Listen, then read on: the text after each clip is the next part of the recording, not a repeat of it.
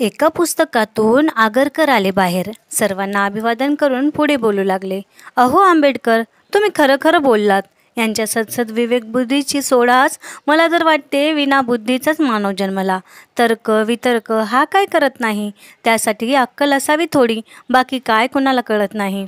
मी पाहिलंय डोळ्याने सावित्री ज्योतीला संघर्ष करताना. मीही रडलो कित्येकदा माईला भटाने त्रास दिलेला पाहताना. वडाला फेर मारणारी सावित्री हिला खरी वाटती, पण तिला दारिद्र्याच्या फेऱ्यातून काढणारी सावित्री माळ्याची वाटते. तिला कळत नाही या माळ्याने मळा फुलविला. स्त्रियांसाठी समतेचा, शिक्षणाचा आणि स्वातंत्र्याचं पाणी घालून त्याला बहरायला सोडून दिलं. फुले म्हणाले आगरकरांना, जाऊ द्या लोकहितवादी, तुम्ही नका त्रास करून घेऊ. माहीत आहे मला तुम्हीही रागावलात खूप, पण स्त्रीला स्वातंत्र्य द्यायचा निर्णय आपलाच होता. मानसिक गुलामीतून काढायला आपण किती पुस्तकं लिहिली, पण मला सांगा किती स्त्रियांनी ती हो वाचली. अहो, या स्त्रिया अधिकाराच्या बाता कळतात, पण अधिकार मिळवून देणारा संविधान मात्र नाकारतात. या स्त्रिया स्वतःच उंच आकाशात भराऱ्या मारतात, पण पंखात ऊब देणाऱ्या महामानवांना मात्र विसरतात. तिला वाटत नाही महामानवाने आपल्यासाठी सर्व केले. अहो, हेच बहुजन आणि ह्या स्त्रिया महामानवांना जातीच वाटतात. आंबेडकर पुढे येऊन म्हणाले, हो ना, हसावं की रडावं यांच्या मानसिकतेवर मला तर हाही एक प्रश्नच पडतो. सर्वात जास्त अन्याय तर मला वाटतो माझ्यावरच होतो. आजही येथे माझा द्वेष केला जातो. दलित आणि बहुजनही म्हणतात आंबेडकर तर दलिताचा, आम्ही थोडे दलित आहोत. आता सर्व महापुरुष जोरजोरात हसू लागतात. जिजाऊ जोरातच म्हणाल्या, बाळ भिवा, सोड, तू किती केलंस ते आम्ही पाहिलं. माझा आणि माझ्या शिवबाचा आशीर्वाद तुझ्या सोबत होता. तू जे या भारतभूवर उपकार केले ते कुणी दुसऱ्यांना जमलंही नसतं. तूच केलीस रे या आधुनिक भारताची निर्मिती. किती गावी तुझी कीर्ती. शिवबाने जे स्वराज्याचं तोरण बांधलं त्याला तूच दिलीस पूर्ण विश्रांती. स्वराज्याला डोळ्यासमोर धरून संविधान लिहिलंस. एकतर्फी पाहावं तर तू स्वराज्याला बळकट केलंस. तू पुन्हा शिवभारत उभा केलास. तू रे भिवा शिवबाचा वारस ठरलास. ज्ञानाचा सागर असूनही किती रे तू सहन केलंस. तुच्छ लोकांनी तुला त्रास देऊन त्रस्त केलं. तू दिलीस बहुजनांना पंख उडण्या आकाशी. तूच दिलंस प्रत्येक स्त्रीला बंधनातून मुक्त केलंस. आता पुढे होत फुले बोलले, आधुनिक काळाचा निर्माता आंबेडकर तुम्हीच आहात. तुम्ही आमचं स्वप्न पूर्ण करून आमचेही वारसव ठरलात. मी तर म्हणतोच, आम्ही आमचे बाप शिवबाला मानतो आणि तुम्ही आम्हाला आपला गुरु मानता. मग आहात तुम्हीच आमचे वारस. हा वारस आता निरंतर चालत राहील. आपला वारसा आधुनिक काळातही जन्मा येईल.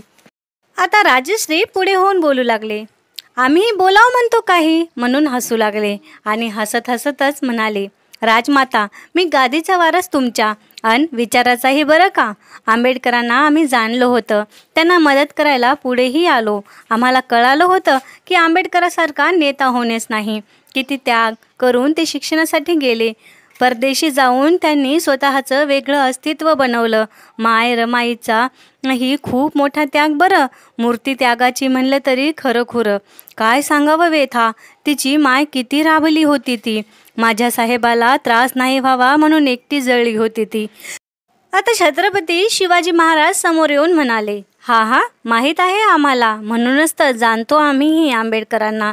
खरंच आमच्यानंतर तुम्ही सर्वजण आमचं कार्य पुढे नेलं आणि आम्ही स्वराज्य दिलं.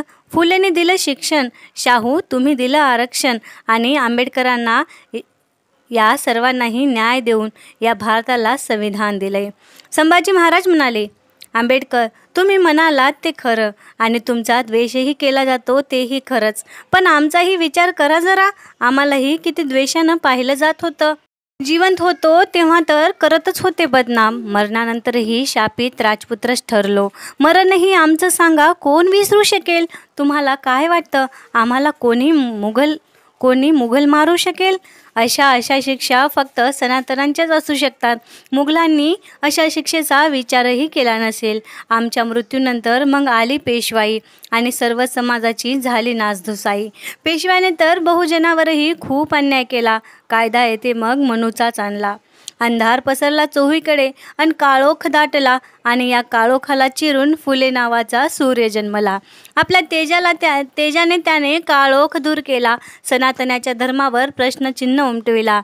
स्त्री ही काळोखाच्या खोलवर होती रुतलेली. तिच्या भविष्यावर प्रकाश मग या ज्योतीनेच टाकला. बळ दिलं पंखातही, तिच्या बळ दिलं शूद्रांनाही. मात्र सावित्री होती साथीला, अजून कहाणी संपली नाही. पुन्हा जन्मलाच नाही ज्योती कोणी, बराच काळ लोटून गेला. पुन्हा येते ढगाळ वातावरण आणि अंधकारच झाला. उगवला मग नवा प्रकाश त्याच ज्योतीचा आणि भीमराव आंबेडकर जन्मला. दिली त्यानेही डरकाळी आणि नवा आपला कायदाच आणला. लढला तो निरंतर कुत्र्या लांडग्यांशी आणि या भारतभूचा सम्राटच जणू झाला. सोसले त्याने जे बालमनावर घाव, ते घाव कुणाच्या वाटेला नाही यावेत, म्हणून झुंजार असा लढत होता बाप भीमराव.